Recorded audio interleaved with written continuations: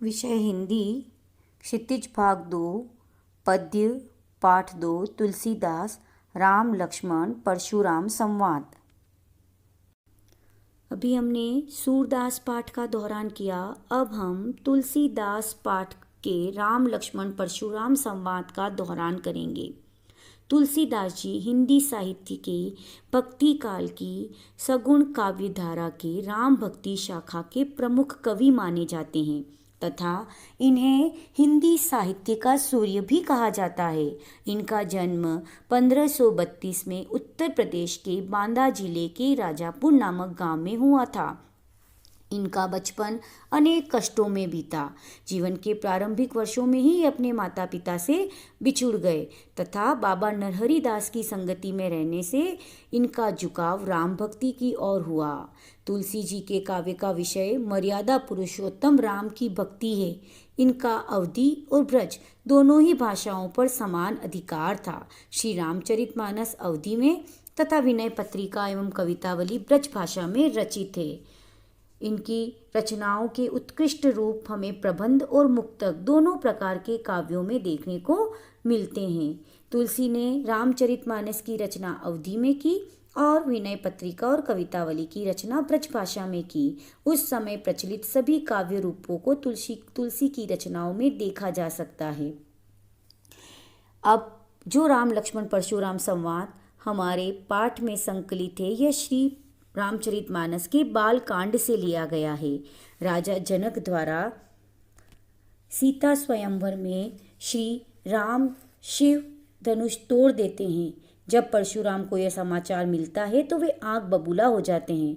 राजा जनक जो है वो सीता स्वयंवर आयोजित करते हैं और उसमें शिव धनुष तोड़ने की शर्त रखते हैं और राम उस शिव धनुष को तोड़ देते हैं। जब परशुराम जी को यह समाचार मिलता है तो वे आग बबूला होकर राजा जनक के दरबार में प्रवेश करते हैं। सभा में आकर शिव धनुष तोड़ने वाले को ललकारने लगते हैं, उसे मार डालने की धमकी देते हैं। श्री राम की विनम्रता तथा गुरु विश्वामित्र के समझाने पर वे शांत हो जाते हैं।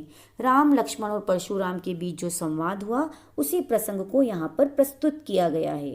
क्रोधित परशुराम के कटु वचनों का उत्तर लक्ष्मण व्यंग बाणों से देते हैं, जिससे परशुराम जी का क्रोध और अधिक बढ़ जाता है। अंत में ऋषि विश्वामित्र के द्वारा परशुराम को समझाने तथा श्री राम के शीतल वचनों से परशुराम का क्रोध शांत हो जाता है। पहला पद्य है, नाथ शंभु धनु भंजिनहारा, होई केउ इक दास तुम्हारा, आयसु कहा कही किन मोई, सुनी रिसाई बोले मुनि कोई। सेवकु सोजो करे सेवकाई, अरि करनी करी करी लड़ाई, सुनहु राम जय शिव धनु तोरा, सहस बाहु सम सो रिपु मोरा, सो बिलगाओ बिहाई समाजा, न त मारे जेई सब राजा। सुनी मुनि वचन लखन मुस्काने, बोले परशु धर ही अवमाने, बहु धनुई तोरी लरिकाई, कबहु न असी रीस किनी गोसाई, यही धनु पर ममता के हेतु, सुनी रुसाई कह भृगुकुल केतु, रेंद्रप बालक काल बस बोलत तो ही न संभार, धनु ही सम त्रिपुरारी धनु विदित सकल संसार। इसमें सीता स्वयंवर में राम द्वारा शिव धनुष तोड़ने पर मुनि परशुराम अत्यधिक क्रोधित होते हैं। वह राजा जनक के दरबार में पहुंचकर खंडित शिव धनुष को देखकर अपने आप से बाहर हो जाते हैं। वह धनुष तोड़ने वाले का नाश करने की धमकी देते हैं। उनकी बात सुनकर श्री राम बोलना प्रारंभ करते हैं, नाथ शंभु धनु भंजिनहारा, कि हे नाथ, शिव धनुष को तोड़ने वाला होई क्यों एक दास तुम्हारा, आपका ही कोई एक सेवक होगा। आयसु कहा कही किन मोई, आप आए हैं, आपकी क्या आज्ञा है, आप मुझसे कहते क्यों नहीं। सुनी रिसाई बोले मुनि कोई। यह सुनने के बाद परशुराम जी क्रोधित होकर बोलते हैं, सेवकु सोजो करे सेवकाई, अरि करनी करी करी लड़ाई, कि सेवक तो वह होता है जो सेवा का कार्य करता है। धनुष को तोड़कर, अरि करनी मतलब दुश्मनों जैसे कार्य, धनुष तोड़कर आपने धनुष तोड़ने वाले ने तो शत्रु जैसा आचरण करके लड़ाई का कार्य किया है, लड़ाई मोल ले ली है। सुनहु राम जय शिव धनु तोड़ा, कि सुनो राम जिसने भी यह शिव धनुष तोड़ा है, सहस बाहु समसो रिपु मोरा, सहस्त्र बाहु के समान वो मेरा घोर दुश्मन है। सो बिलगाओ बिहाई समाजा, वो इस राज समाज को छोड़कर, बिलगाओ मतलब अलग हो जाए, न त मारे जेई सब राजा, नहीं तो अभी सभी राजा यहीं पर मारे जाएंगे। सुनी मुनि वचन लखन मुस्काने, मुनि के इस तरह के वचन सुनकर लक्ष्मण मुस्कुराने लगे और बोले परशुधर ही अवमाने, और परशुराम जी की तरफ अपमान पूर्वक वचन धारण करके बोलने लगे। बहुधन ही तोरी लड़काई, कि ऐसी हे स्वामी, तो हमने बचपन में तो ऐसी कई धनुइयाँ तोड़ दी। कबहू न सी रीस किनी गोसाई, कि हे स्वामी आपने तब तो कभी इतना क्रोध नहीं किया। यही धनु पर ममता के हेतु आपकी इसी पर इतनी ममता का, इसी धनुष पर इतनी ममता का क्या कारण है। सुनी रिसाई का भृगुकुल केतु, ऐसे व्यंग वचन सुनकर भृगुवंश की ध्वजा स्वरूप परशुराम क्रोधित होकर बोलने लगे। रे बालक, अरे राजकुमार, काल बस बोलत तो ही न संभार, तुम काल के वशीभूत हो इसलिए संभल कर नहीं बोल रहे हो। धनु ही सम त्रिपुरारी धनु, विदित सकल संसार, कि यह सारे संसार को ज्ञात है कि यह शिव धनुष तुम्हारी धनुई के समान नहीं है। सारा संसार इसकी महिमा से भली भांति परिचित है। यहाँ पर इस पद्यांश में राम का शांत एवं लक्ष्मण का उग्र स्वरूप प्रकट हुआ है। अवधी भाषा का बड़ा सुंदर प्रयोग तुलसीदास जी ने यहाँ पर किया है। अगला पद है,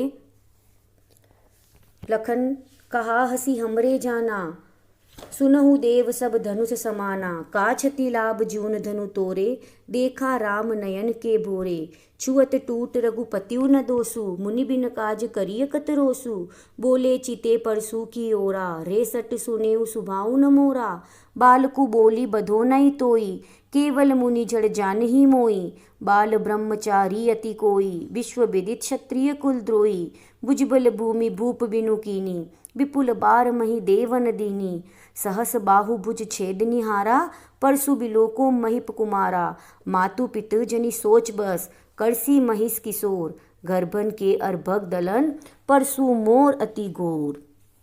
यहाँ पर शिव धनुष को एक साधारण धनु ही बताने पर परशुराम जी अत्यधिक क्रोधित होते हैं और कहते हैं कि यह कोई साधारण धनु ही नहीं है, इसकी महिमा तो सारा संसार जानता है।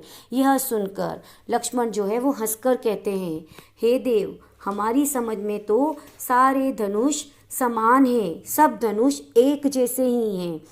लखन कहा हसी हमरे जाना, सुनहु देव सब धनुष समाना, कि हे देव, हमारी जानकारी में तो सारे ही धनुष समान हैं। का क्षति लाभ जून धनु तोरे, देखा राम नयन के भोरे, कि एक पुराने धनुष को तोड़ने से किसे क्या लाभ या हानि हो सकती है। राम ने तो इसे नए के भ्रम में देखा था, परंतु छुअत टूट रघुपतियु न दोषु, यह तो राम के छूते ही टूट गया, इसमें रघुपति का कोई दोष नहीं है। मुनि बिन काज करियु कत रोसु, अतः इसमें राम का कोई दोष नहीं है। हे मुनिवर, आप बिना बात इतने क्रोधित क्यों हो रहे हैं।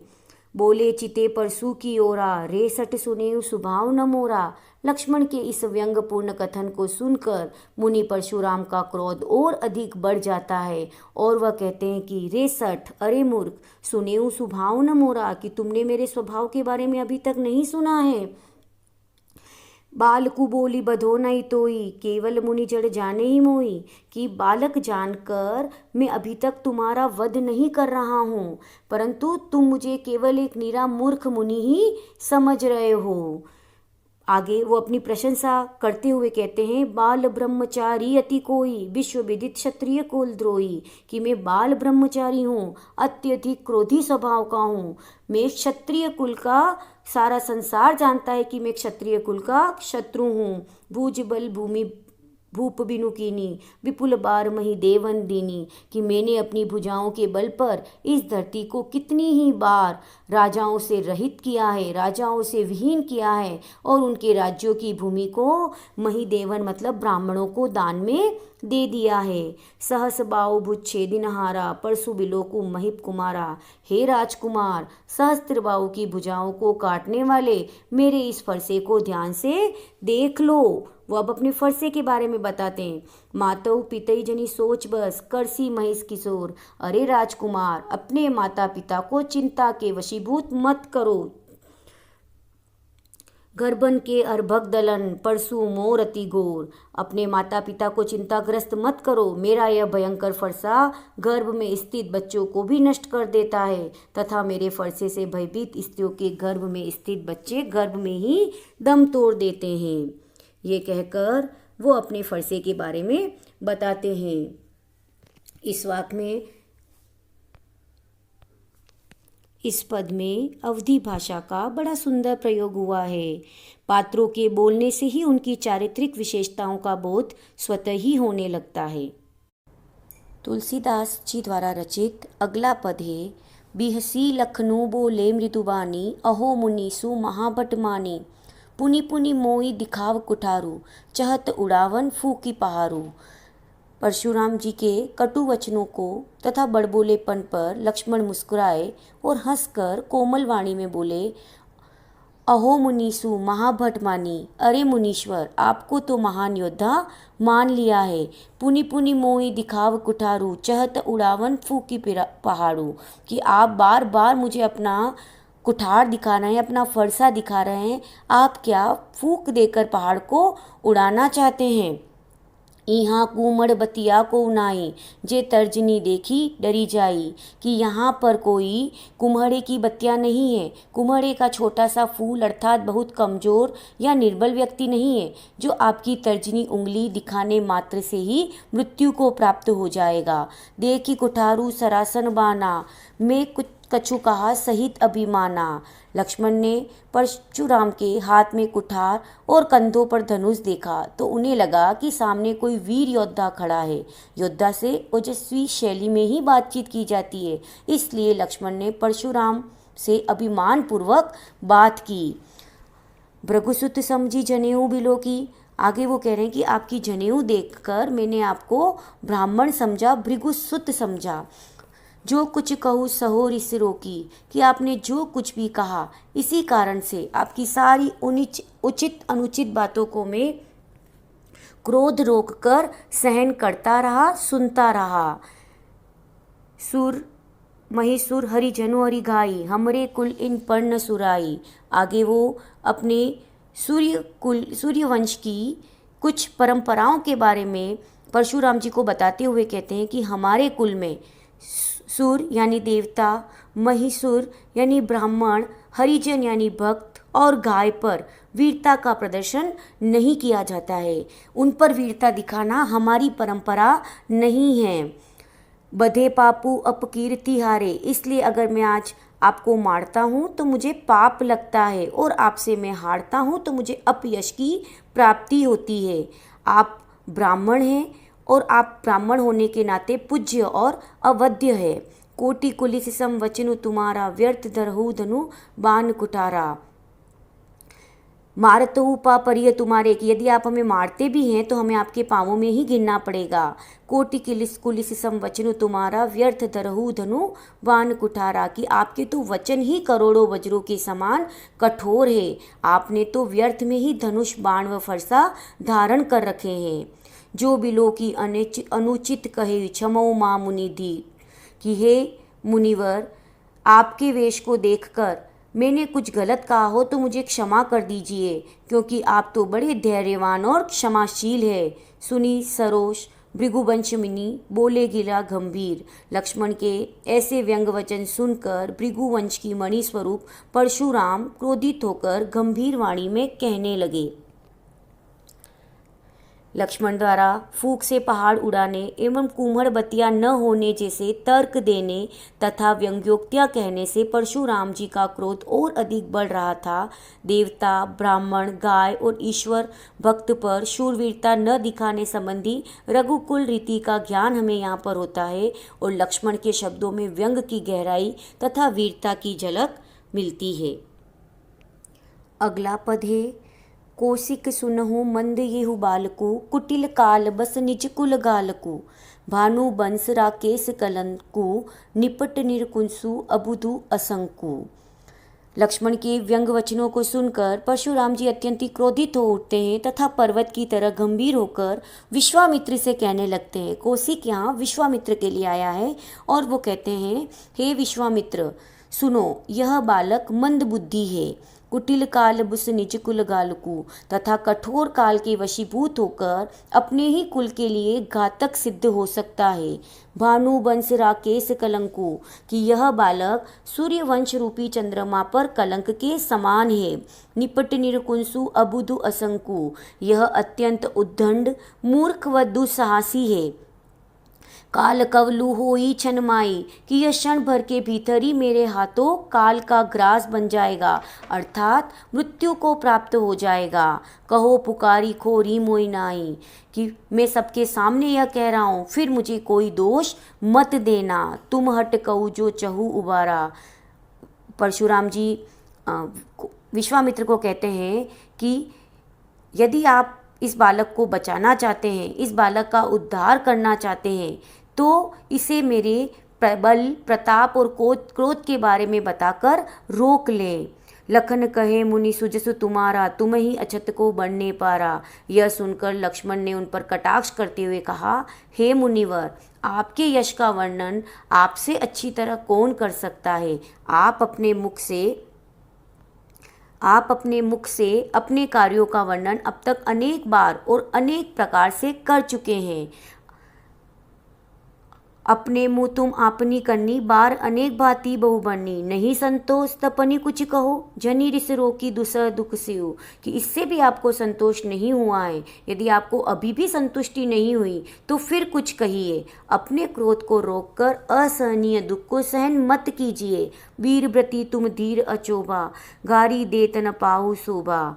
आप तो वीरता का व्रत धारण करने वाले हैं, धैर्यवान हैं, अब शब्दों का प्रयोग करना आपको शोभा नहीं देता। सूर समर करनी करही न जना वही आपू, विद्यमान रही पाई रिपु, कायर कतही प्रतापू। यहाँ पर लक्ष्मण जो है वो परशुराम जी को कायर और शूरवीर के बीच में अंतर स्पष्ट करते हैं कि शूरवीर युद्ध भूमि में युद्ध कौशल दिखाकर अपनी वीरता का परिचय देते हैं, वे उसका अपने मुख से वर्णन नहीं करते। रणभूमि में रिपु को यानी दुश्मन को, शत्रु को सामने देखकर कायर ही व्यर्थ में अपने प्रताप की डींगे हाका करते हैं।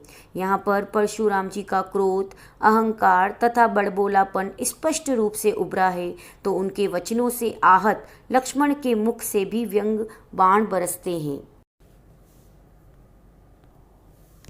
आगे लक्ष्मण अपने व्यंग बाणों की बरसात परशुराम जी पर करते हुए कहते हैं, तुम तो काल हाक जनुलावा, बार बार मोहि लागी बुलावा।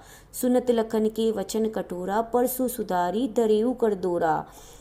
लक्ष्मण कहते हैं, आप तो मानो मृत्यु को अपने साथ जबरदस्ती ले आए हैं, इसलिए बार बार उसे मेरे लिए बुला रहे हैं। काल अर्थात मृत्यु और हाँक कर लाना अर्थात जबरदस्ती लेकर आना। सुनत लखन के वचन कठोरा, परसु सुधारी धरेऊ कर दोरा। लक्ष्मण जी के कठोर वचन सुनते ही परशुराम जी ने अपने भयानक फरसे को सुधार कर हाथ में ले लिया और बोले, अब जनि देई दोष मोहि लोगु, कटुबादी बालकु बद जोगु, कि हे लोगो, अब मुझे दोष मत देना। कटुबादी कड़वा बोलने वाला यह बालक वध के योग्य है। बाल बिलो की बहुत में बाचा, अब ये हूँ मरनी भार बसाचा, कि बालक समझकर अब तक मैंने इसे बहुत बचाया, परंतु अब ये वास्तव में मरने के योग्य है। बात को बिगड़ती देख विश्वामित्र बोलना प्रारंभ करते हैं। कौशिक कहा, क्षमेयो अपराधु, कि हे मुनि, आप इस बालक का अपराध क्षमा कीजिए। बाल दोष गुण गण ही न साधु, कि साधु लोग सज्जन पुरुष बालकों के गुण दोषों पर ध्यान नहीं देते। यह सुनकर परशुराम जी कहते हैं, खर कुठार में अकुरन को ही, आगे अपराधी गुरु दोही, कि मेरे हाथ में तेज धार वाला फरसा है और मैं बड़ा ही अकुरन यानी निर्दयी और क्रोधी हूँ। आगे अपराधी गुरुद्रोही और मेरे सामने गुरुद्रोही भी खड़ा हुआ है। उत्तर दे छोड़ू बिन मारे, केवल कौशिक सील तुम्हारे, कि ये मुझे उत्तर पर उत्तर दिए जा रहा है, फिर भी मैंने, हे विश्वामित्र, आपके सद्भाव व आपके आचरण के कारण अभी तक इसे बिना मारे छोड़ दिया है। न तो ये ही काटी कुठार कठोरे, नहीं तो मेरी ये कठोर कुठार भयानक फरसा इसे यहीं पर काट डालता। गुरु ही उरिन होते श्रम थोड़े, और मैं थोड़े से ही प्रयास से, थोड़े से ही श्रम से गुरु ऋण से भी मुक्त हो जाता। घाधी सोनू क हृदय, हसी मुनि हर हरे सूच। विश्वामित्र परशुराम जी के इस प्रकार वचन सुनकर घाधीसु विश्वामित्र घाधी पुत्र मन ही मन हंसने लगते हैं। मुनि हरि हरे सूच, कि मुनि को तो सब कुछ हरा ही हरा दिखाई दे रहा है, अर्थात मुनि को सब कुछ अपने ही पक्ष में दिखाई दे रहा है। अयमय खांड न उखमय, कि ये बच्चे लोहे के बने खांडे के समान है, ये गन्ने के रस से बनी शक्कर नहीं है जो मुंह में रखते ही गल जाए। ये दोनों ही बालक कोई साधारण वीर नहीं है, इन पर पार पाना इतना आसान नहीं है। मुनि को हरा ही हरा सूझ रहा है, अर्थात सर्वत्र विजयी होने के कारण ये राम लक्ष्मण को भी साधारण क्षत्रिय समझ रहे हैं, किंतु ये केवल फौलाद की बनी हुई लोमयी खड़क है, ऊख से बनी हुई शक्कर नहीं जो मुंह में लेते ही गल जाए। मुनि सब कुछ जानते हुए भी ना समझ बने हुए हैं और इनके प्रभाव को समझ नहीं पा रहे हैं। आगे लक्ष्मण बोलते हैं, कहेऊ लखन मुनि सीलु तुम्हारा, को नहीं जान विदित संसारा। मात पिता उरिन भय नीके, गुरु ऋण राह सोच बड़ जी के।